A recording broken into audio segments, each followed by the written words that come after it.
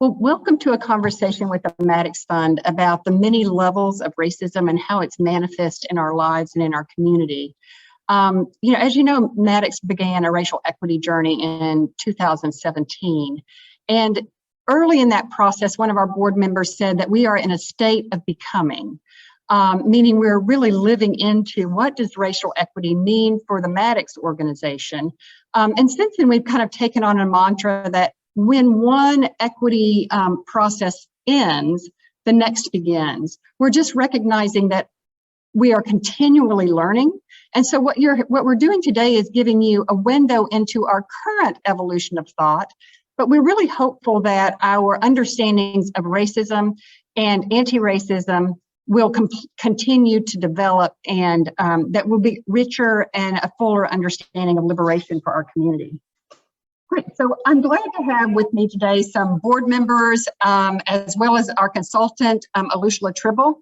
So I'd like to do some introductions. Of course, you know Joseph and I, we work with the Maddox Fund, but I'd like to introduce you to Dr. Hasina Mohideen. Hasina is the Assistant Dean of Diversity, Equity, and Inclusion at Peabody College at Vanderbilt University. And most recently, Hasina was the chair of the Maddox Board. I'd also like to introduce you to Melissa Gordon. Melissa is a master's level social worker and an educator.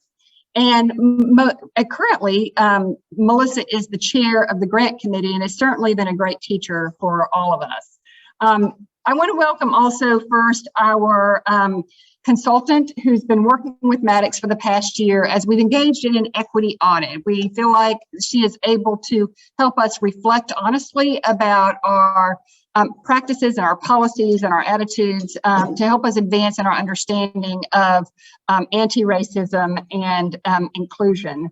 So, actually more important, liberation, the idea of liberation is so central to who we are becoming. But Alushala is both an artist, a culture expert. She's also a racial equity educator and a coach. And so I'm very thankful that Alushala has come to Maddox and is willing to share her knowledge with us. But personally, I'm really thankful that she has been a coach for me through the years, and I'm thankful for what I've learned from her. And so I'm going to hand it over to Alushala with Tribble Consulting.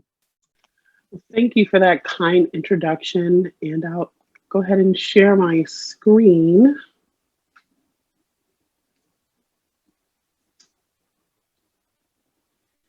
And we can get started with our training, our quick little training. We want to make sure that we define terms here about what race is and how racism manifests in our society. Race, as we know it, is a modern social and political construction that divides humans by physical, cultural, linguistic, and religious difference. Race was specifically created to justify land theft, genocide, rape, enslavement, citizenship, denial of human rights. Even as race is a social construct, it determines our daily lives and outcomes. So it's important for us to think of race as a global phenomenon. Just as colonialism happened, when we think of the land grab that happened in the 1500s, for Europeans spreading outward and making so-called discoveries and stealing land from people, stealing people in order to import them to land. The economic system that came out of that was used in order to justify stealing people and land, right? For the purpose of what we now know as global capitalism. So racism, I define racism as a few things. It is, yes, racial prejudice plus the misuse of power that specifically benefits and further entrenches the idea of whiteness that is a social, political, and ideological function. So whiteness is not just about how people look, but it is an idea that enables people to move across society, that enables us to vote, and that determines who is deemed normal, standard, good, always citizen, always sovereign, etc. Dr. Kamala Phyllis Jones, who is an epidemiologist, defines racism as a system of structuring opportunity and assigning value based on the assumption of how one looks, which is what we call race, that unfairly disadvantages some individuals and communities, unfairly advantages some individuals and communities, and saps the strength of the whole society through the waste of human resources. So, in a real sense, we think about racism as hurting certain people, which is absolutely true, but it ends up hurting our entire society because so many resources are lost because people are oppressed. So white supremacy, if we think of it as multiple facets that are working at multiple times, I think of it in 5 different things, right? We have internalized white supremacy, interpersonal, institutional, systemic, and ideological. So for internalized white supremacy, these are about the beliefs about race. This is how I feel about myself as a racialized being and about others as racialized beings.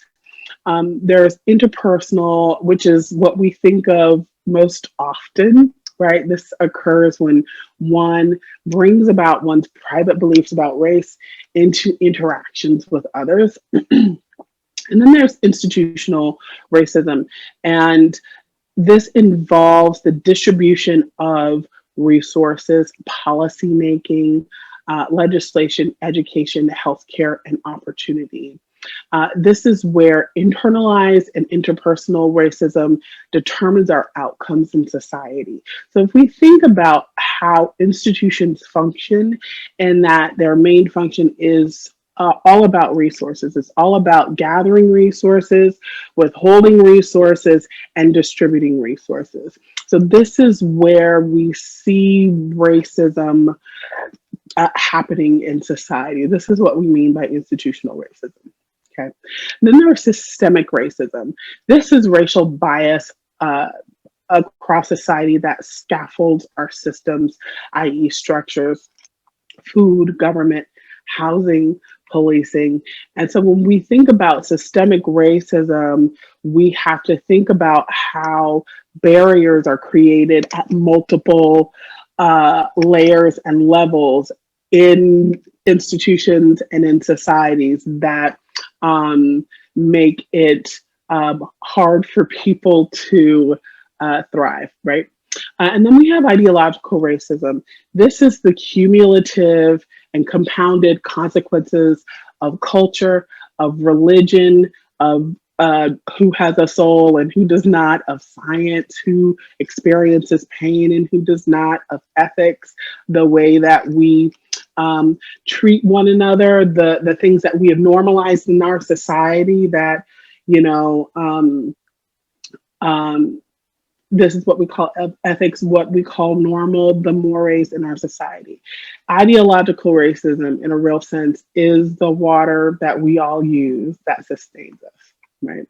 And so if we think about ideological, systemic, institutional, interpersonal, and internalized racism, all of these are constantly cycling in on one, folding in on one another, that reproduce what we call white supremacy, big white supremacy, right? And so the good news about white supremacy is that it is man-made. We think about the global moment of colonialism. That's when white supremacy happened. I encourage everybody to read Ibram Kendi's book, Stamped from the Beginning. In that very first chapter, it's all laid out, right? White supremacy is man-made, and therefore we can dismantle it. That's the good news. So practicing Anti-racism is a daily practice.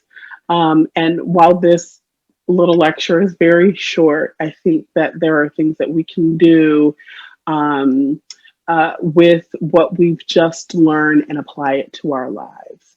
So I encourage everybody to go back through the video and look at that matrix of white supremacy and take stock in, well, how does internalized racism affect my life? How do my beliefs and values affect the way I treat other people? How do my beliefs and values affect the decisions that I make? Whether or not I feel like an employee deserves a raise, whether or not I am speak in a patronizing way or not to a potential partner. Are my partnerships fair? How am I determining resources at every level and decision making in my personal, professional life, right? And then to remember these things, that anti-racism, like goodness, is not a state of being, right? Anti-racism, like goodness, is a state of becoming.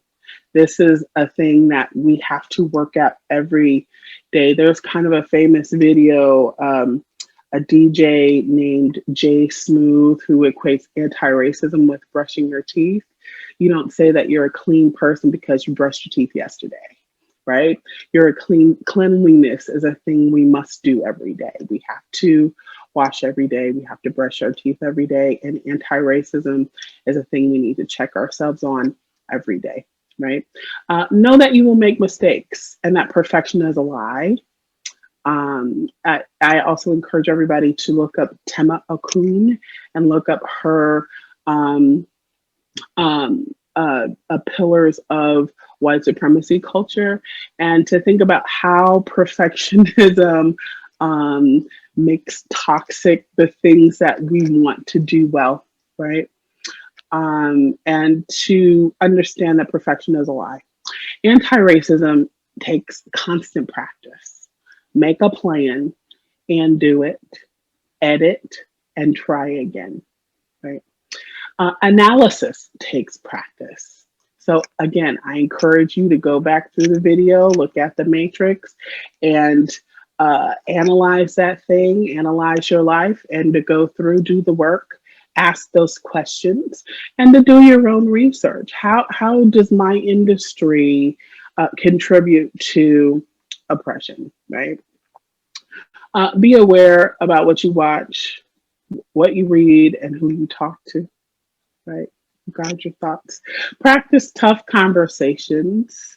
If all of your conversations are like, yeah, I agree, you're not, you need to expand beyond what you're doing and who you're talking to, so you can constantly grow, so you can grow into and to constantly become, right? When you call someone out, it is an act of bravery. So if you experience or witness an instance of racism, or an instance of racism in your budget, at a board meeting, even interpersonally, it is an act of bravery. When someone calls you out for committing racist harm, they're being kind. We like to get defensive and, I am a good person. Remember that goodness is not a state of being, and that they believe in you enough they believe in you enough for them to think that you have the capacity to grow. You have the capacity to be better and to not cause harm. Talk about your feelings with someone appropriate. White people, it's not appropriate for you to talk with Black, Indigenous, Asian, Arab, Latinx, or other so-called peoples of color about how hard talking about racism is for you. That's not appropriate. You should talk to another white person about that and have them be that check for you, so y'all can grow together in your anti-racist practice. And the same for Black, Indigenous, Asian, Arab, Latinx, and other so-called peoples of color.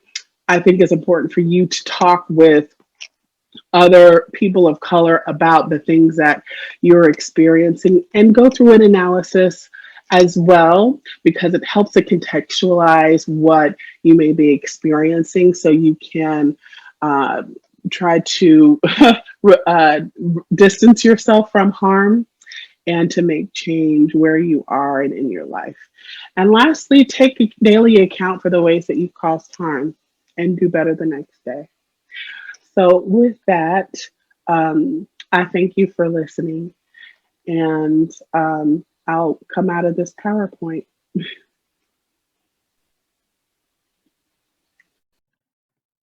Thematics Fund looks at these concepts pretty similarly. Here in this inverted triangle diagram, based off the work of Dismantling Racism and the work of Lindsay Godwin, we have these levels of systemic racism, organizational and institutional racism, and individual racism. All of these are wrapped within like an ideological framework, which continues to oppress. So we see that oppression works its way down, and liberation is possible when we work through individuals, organizations, institutions, and systems. Thanks, Alicia. As usual, you give me something to think about each time I hear you talk. Today, what struck me is that white supremacy and racism zaps the strength of the whole society. All of us are affected. But the good news is that it was created by humans and that we can dismantle it. So it takes that daily practice, but it can be dismantled. So I'd like to bring in some of the Maddox board members and Joseph into the conversation. So Melissa, it was interesting, Alicia said that that analysis, you have to learn how to analyze what is happening in terms of racism, that it can be quite cunning and so I wonder if you could give some examples. We're more accustomed to thinking about racism at the individual level, but Alicia talked about racism that happens at the organizational, institutional level, and also at the systemic level. I wonder if you could give some examples that you've seen in your life of organizational and systemic racism. Sure. Thanks, Kaki. When I think about institutional racism as someone who's worked in nonprofits and in the education system for years, my automatic mind goes to discipline disparities. I think that across all school systems, no matter where they are in the U.S., we can see and witness that disproportionality, the fact that even in some schools where students of color only make up 19% of the population, still those students make up anywhere on the average, when we think of nationally, according to the National Center for Education Stats, make up anywhere from 60 to 78% of discipline referrals. So what does that tell us? Does it tell us that children of color are bad? No, it tells us that also their white counterparts can do the same behavior, but when it comes to infractions and what's written up, there's a disparity. And so when I think about institutional examples, discipline disparities is just one blatant one. Good example. Thanks, Melissa. I've recently heard a phrase, and you may need to correct me, that don't fix the kid, fix the system, something to that effect, or fix the injustice. Does that ring true with what you're saying? Sure, yes. So it's not that we need to fix these, in quotation, broken kids who, in quotations, don't know how to behave. It's we need to fix the system. We need to take a step back and look at referral worthiness, looking at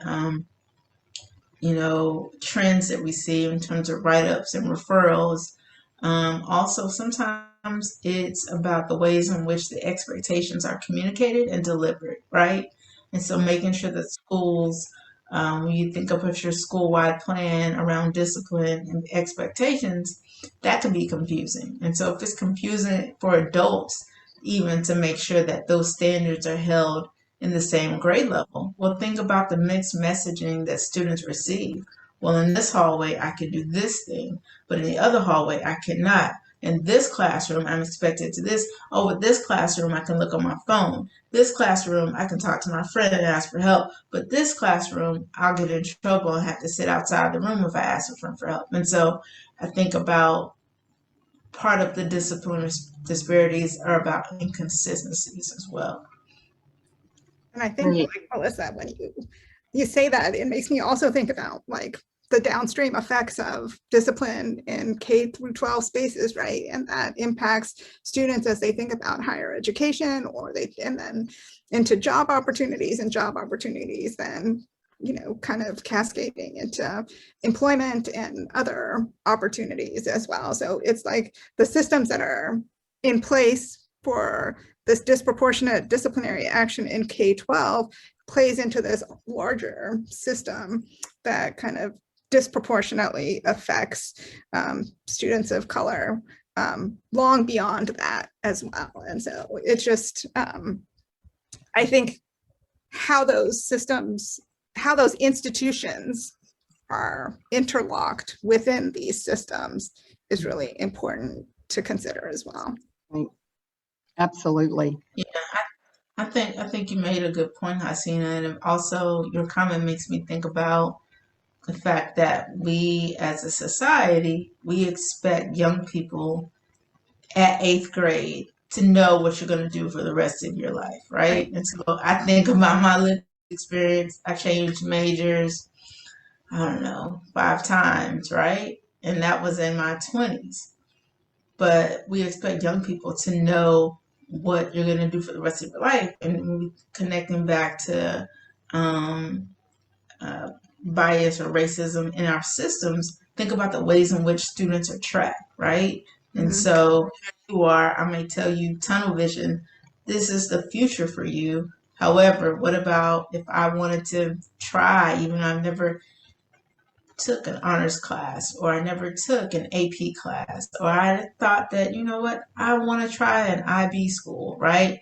And so what I mean by that is, so I'm not just taking standards classes, but I'm getting prepared. Also, in all of our schools in Nashville, they have an opportunity to get a number of certifications, from getting your CNA license to welding to, I can go on and on, where you're really set up for success. And so when we think about racism in our systems, what messages are we telling different children when it comes to those expectations and ceilings, and how some can excel and we're telling others your dreams are limited, right? And so I think that's a way of systemic racism, how our education system is shaped around that. Yeah. So it's our structures, our attitudes, our practices, all of those feed into it. You know, I'm going to ask Joseph to actually bring it a little bit closer to home and talk about, you know, institutional or organizational racism in the way that Maddox has operated in the past. We didn't have a window into it then, but now we have a window into it. So could you give some examples of institutional racism that has been part of our practice? Yeah, definitely. And I think in some ways, Maddox in the past have skirted around the discussion around power, right? And refusal to kind of really name our institutional power being tied to wealth. So, you know, I think there's something very important for us to really name and be critical about understanding the way that, you know, power is related to capital and its ability to affect change. So I think that's something we need to be more direct and clear with, which I think we're really thinking about in the way we manage our funds too, outside of just grant making. The other kind of thing I think about too is like there's like institutional blind spots in the way we approach data and analysis. So one of the things I think Alushala stated is like to be critical of who we're listening to and who we're hearing from and who we're talking to about our stuff. And we do that as individuals, but I think one of the gaps we kind of see that is with organizations. And I think that's partly tied to like this idea of data and analysis, right? So our organizations need to think critically about how we analyze and look at race. And I think for Maddox, one of the ways we've kind of done that is really kind of looking at board demographics of our partners and then really thinking about our own board and really intentionally looking at that and being clear about what we're analyzing and what we're looking at. Because I think one of the spots too is that, you can do that individually and then socially, we maybe think about that on large scale demographic levels, but we don't do that as institutions. And I think that's one thing organizations need to be very intentional about, right? Because if your organization is not looking at race, you'll continue to perpetuate like this race blind attitude. So I think that's something we can all sort of think about more critically. Yeah, and I think about our early practices and as having institutional racism. And one example of that would be early on, we said you had to be in existence for 3 years before Maddox would fund you. Well, that automatically advantages older, many of which are predominantly white institutions, and it disadvantages organizations that are led by people of color who may have new and innovative ideas. And likewise, who's on your board? Is there 100% board giving? So many different ways in which philanthropic practices have really advantaged larger, established, many white-led organizations and disadvantages organizations that are led by people of color. Does anyone else want to add anything to that line of thought, or if not, I'm going to turn and ask Dr. Mohudeen if, one of the things that Maddox has started talking about is liberation. And how would you describe our emerging understandings of liberation and how the practices that Alushala talked about?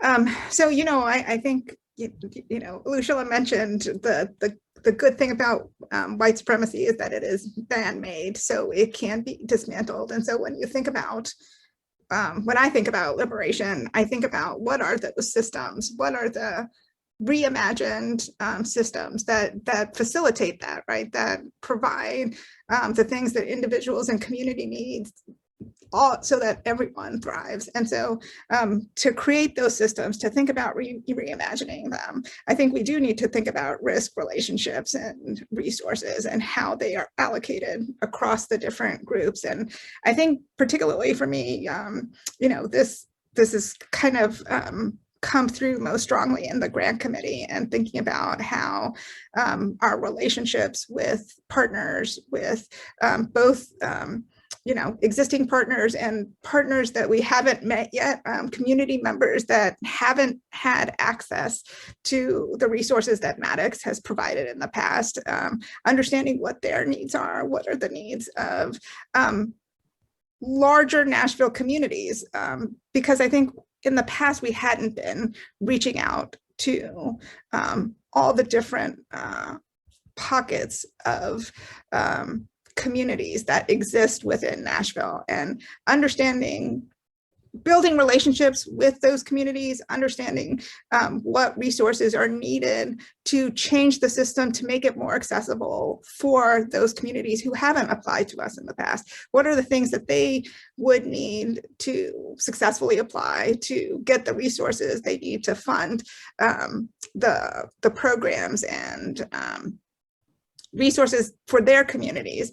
And to do that, it comes with risk, right? Like every time we make these changes, every time we think about changing our application process, or thinking about different ways that we can fund partners, that means we are changing a system that some people really like, right? That some people did well with. And that comes with risk. And which brings us back to relationships, because I think we need to manage those relationships to let people see that these risks are worth it to help create liberating systems for our entire community. And going back to what Alushala said, that when we do provide resources to all of our community members, that I think just kind of the opposite of the racism, what racism does, we are putting back resources that help society as a whole, right? It doesn't just help particular pockets of community, it helps our entire community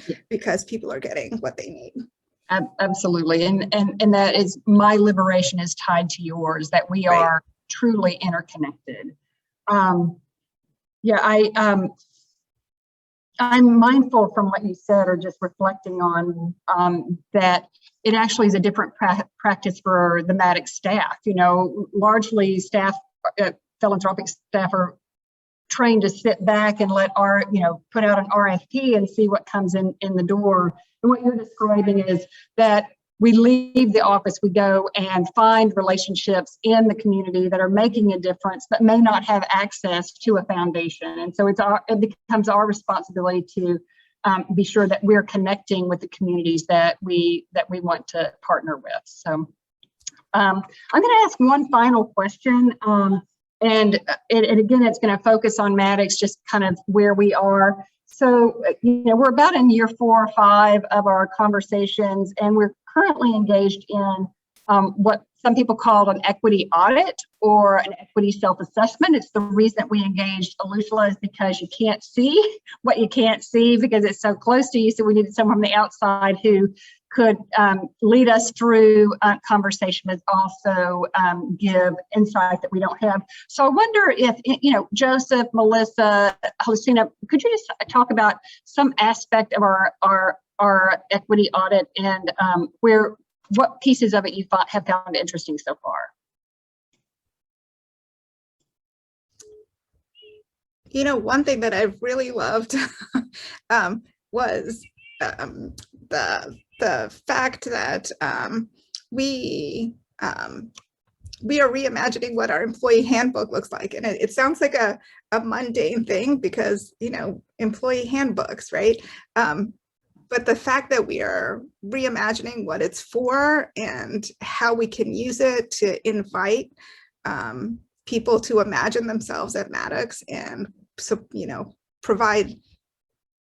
make it a document that's living and that's reflective of our values rather than just policies and procedures is just like a reframe that I think is so important, right? Like just reframing the ways that we think about policies and procedures and what they're for, because typically employee handbooks are to kind of protect organizations, right? To make sure organizations have like coverage. But what does it mean if that handbook is truly for the employees and to give employees, to engage them and to empower them? And what does that look like? And just the discussion of what that means has been really impactful for thinking differently. And so I think, really not just the documents themselves, but the why behind the documents that we're going through has just been a really great discussion to have with other members. Yeah. Sorry. Joseph, it looks like you came off mute. Yeah. I think we're just diving into sort of reimagining what the grant making looks like. And I think that's very exciting for this organization and for my work. And really thinking about, in one of the ways that we've been impressed is that our imagination itself has been constrained. So now as we kind of work towards liberation and being creative and sort of reimagining, I think this is a really big step forward. So I think, as we look at new practices from across the field, as we look towards nature for inspiration and really reassessing like the way we make grant making, I think it's really important just for us, just to have imagination and sort of think of something new, because I think that's a really exciting moment in time for the way we operate and just be in community with one another. Right. The idea of reimagining, and I'm looking forward to our listening meetings this summer so that we can get our partners, our nonprofit partners actually engaged in that reimagination as well. Melissa, Joseph kind of talked about your area, which is reimagining grant making. Any thoughts about the equity audit that you think has excited you or you've been thinking about? I think a lot of it has excited me. When we think about grant making, I think that part of our equity journey and also with the equity audit, I think that the time that we spend as a board just grounding and clarifying like what, making sure that we had shared definition of certain things from racism to institutional racism and so on. I thought that's important so we all have the same frame. When we think about grant making, I think that within all of our subcommittees, equity is not an afterthought, but a forethought, right? And so that it's something that we all share in our guidance and in terms of what we're reflecting on the impact that we want to make in the community.